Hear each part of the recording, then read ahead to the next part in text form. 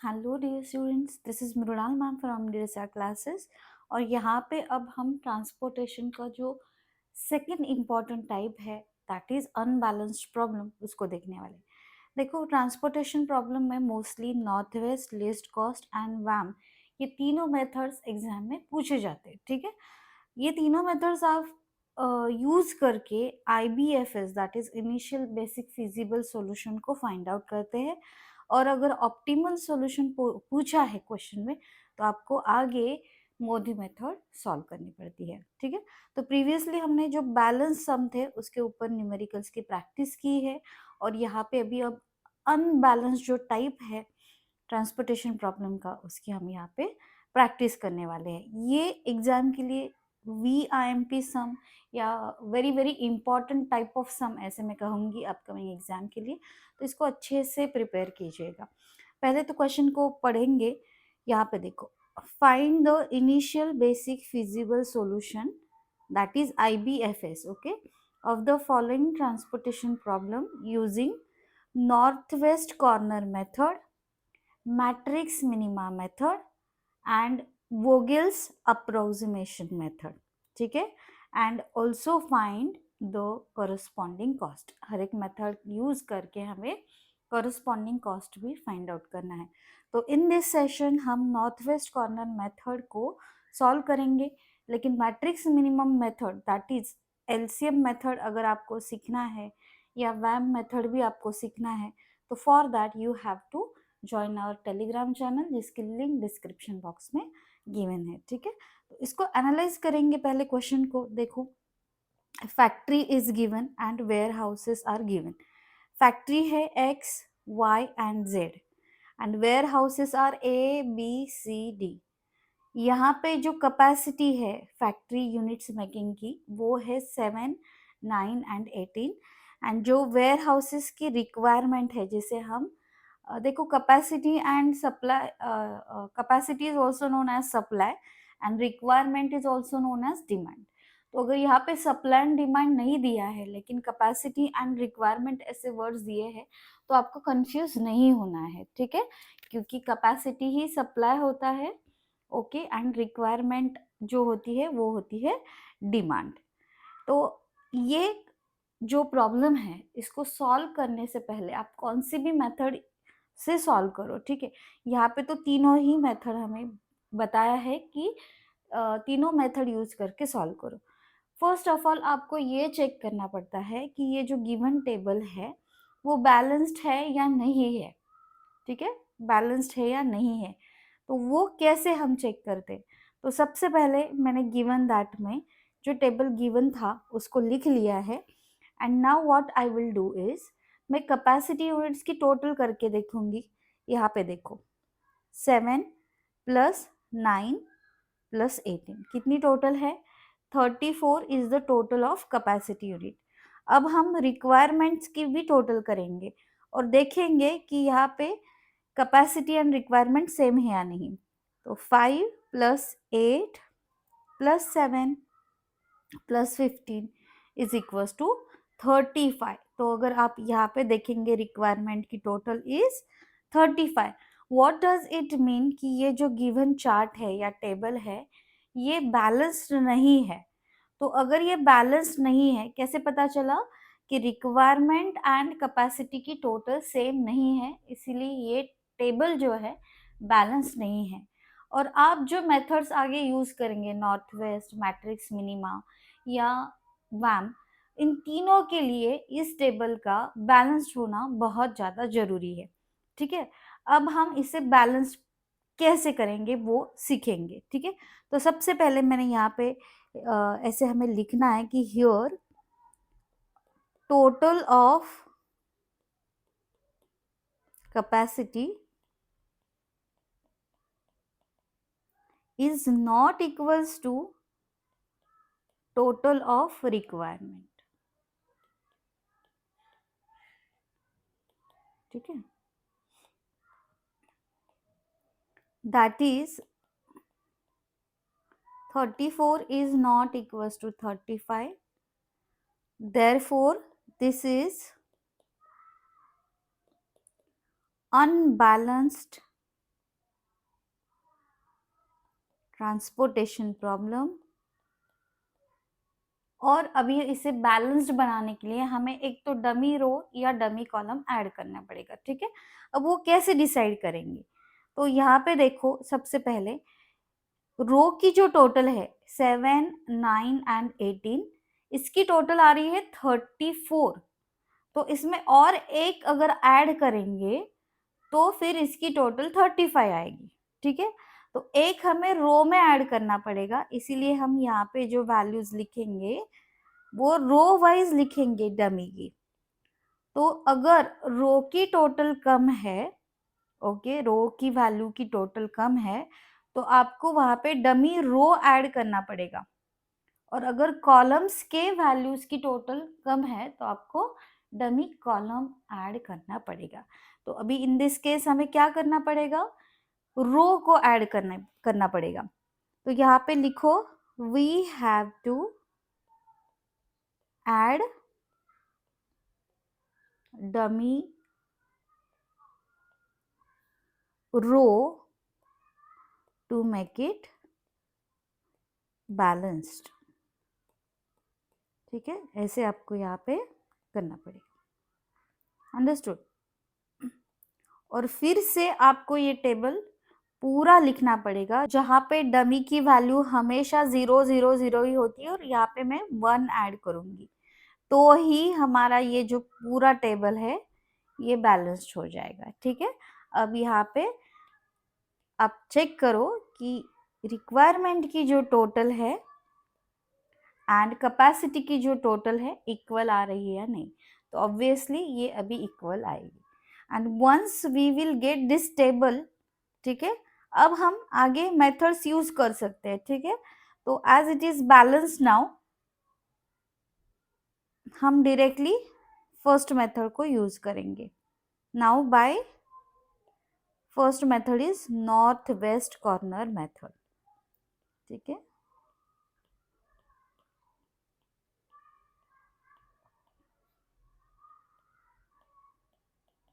जिसको शॉर्टकट में क्या बोलते हैं, NWCM, ठीक है। उस मेथड से हम सॉल्व करेंगे।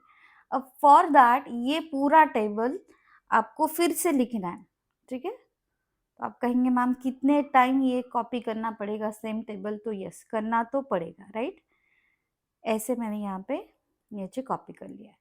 अब नॉर्थ वेस्ट कॉर्नर मेथड कैसे करना है, सबसे पहले तो आपको चेक करना है कि ये सभी वैल्यूज में से जो नॉर्थ वेस्ट वैल्यू है उसको पहले देखना है।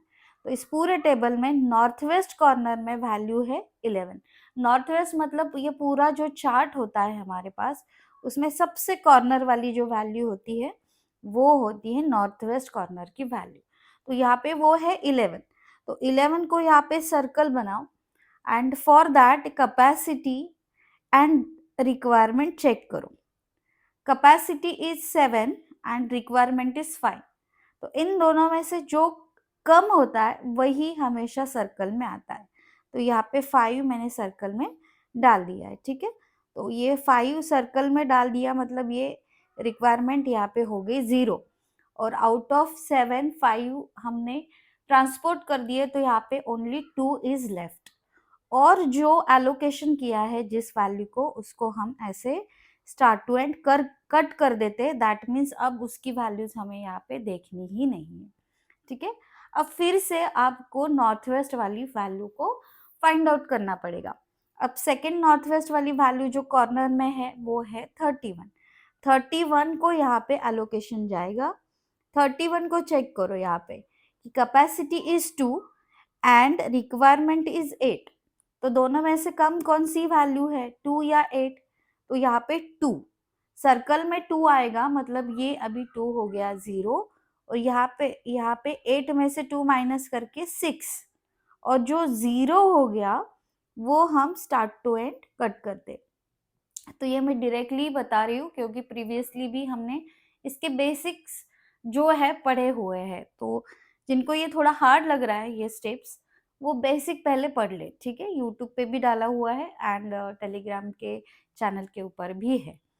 नेक्स्ट अभी नॉर्थ वेस्ट में है 31, ओके, कॉर्नर वाली हमेशा टेबल के लेफ्ट हैंड ऊपर कॉर्नर वाली वैल्यू हमें हमेशा यहाँ पे चूज करनी पड़ती है। तो 31 को देखो, यहाँ पे capacity is 9 and requirement is 6 year. तो दोनों में से कम कौन सी वैल्यू है? 6 है, तो वही सर्कल में आएगी। तो ये 6 हो गया 0, 9 में से 6 माइनस करके 3 बचेंगे, और जो 0 हो गया उसके ऊपर हम स्टार्ट टू एंड ऐसे लाइन को ड्रॉ करते हैं। ठीक है, नेक्स्ट अभी नॉर्थ वेस्ट में है 41। 41 को अभी यहाँ पे सर्कल बनेगा। सर्कल में देखो, यहाँ पे capacity is 3 and requirement is 7। तो दोनों में से कम जो है दैट इज 3, ये सर्कल में आएगा। ये 3 हो गया 0, 7 माइनस 3 इज 4 नाउ, एंड जो 0 हो गया उसको ऐसे आप स्टार्ट टू एंड कट कर दो। ठीक है, उसके बाद नेक्स्ट जो है नॉर्थ वेस्ट में अब आएगा 71। 71 के सर्कल में चेक करो, यहाँ पे 18 एंड 4 कौन सी वैल्यू आएगी? ऑब्वियसली 4 इज लेस, तो 4 ही आएगी सर्कल में। ये 4 हो गया, यहाँ पे 0, 18 माइनस 4 इज 14। ठीक है, अब यहाँ पे जो 0 हो गया उसको स्टार्ट टू एंड ऐसे लाइन उसके ऊपर ड्रॉ करेंगे। ठीक है, ऐसे। उसके बाद अब नॉर्थ वेस्ट में कौन है? कॉर्नर वाली वैल्यू है 21। 21 को यहाँ पे सर्कल बनाओ। सर्कल में 14 एंड 15 कौन सी वैल्यू? ऑब्वियसली 14 इज लेस, तो 14 यहाँ पे सर्कल में आएगा। ये हो गया यहाँ पे 0, 15 माइनस 14 इज 1, एंड जो 0 हो गया उसके ऊपर ऐसे हमें लाइन को ड्रॉ करना है। ठीक है, अब last only one value is left that is 0, जिसका demand and supply that is capacity and requirement is same. That means हमारा यहाँ पे एंड मैच हो रहा है कि 1 1 आ रहा है।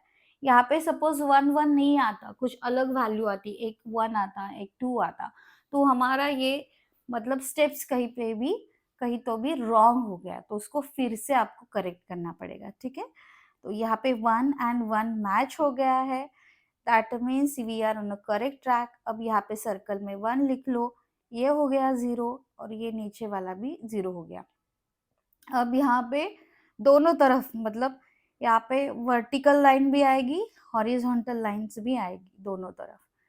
चेक पॉइंट में हमें क्या चेक करना है कि सभी कैपेसिटी एंड रिक्वायरमेंट की एंड वैल्यू 0 है या नहीं। देखो मैंने अभी ग्रीन शेड किया है, ऑल 0 शुड बी देयर, कि सभी वैल्यू 0 होनी चाहिए, तो यहाँ पे है।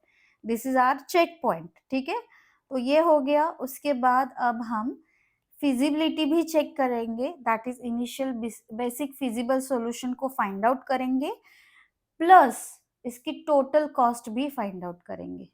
चलो यहाँ पे पहले हम टोटल कॉस्ट को फाइंड आउट कर लेते हैं। तो टोटल कॉस्ट कैसे फाइंड आउट करनी है?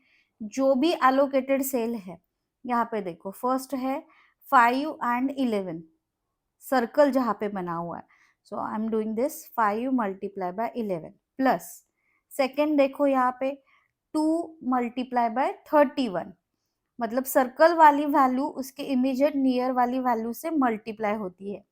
ठीक है, next 6 multiply by 31,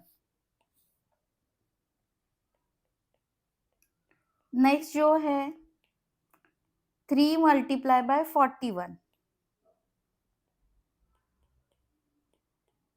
plus next जो है 4 multiply by 71, plus 14 multiply by 21, plus last वाली जो वैल्यू है 1 मल्टीप्लाई बाय 0। ठीक है, ये सब एलोकेटेड सेल है, इनकी कॉस्ट हम निकालेंगे। तो यहाँ पे मल्टीप्लीकेशन करो, 5 multiply by 11 is, yes guys, 5 multiply by 11 is 55। ठीक है, प्लस सेकेंड जो है 2 मल्टीप्लाई बाय 31, यहाँ पे 62 आएगा, प्लस 6 मल्टीप्लाई बाय 31, 186 आएगा, प्लस नेक्स्ट जो है 3 मल्टीप्लाई बाय 41,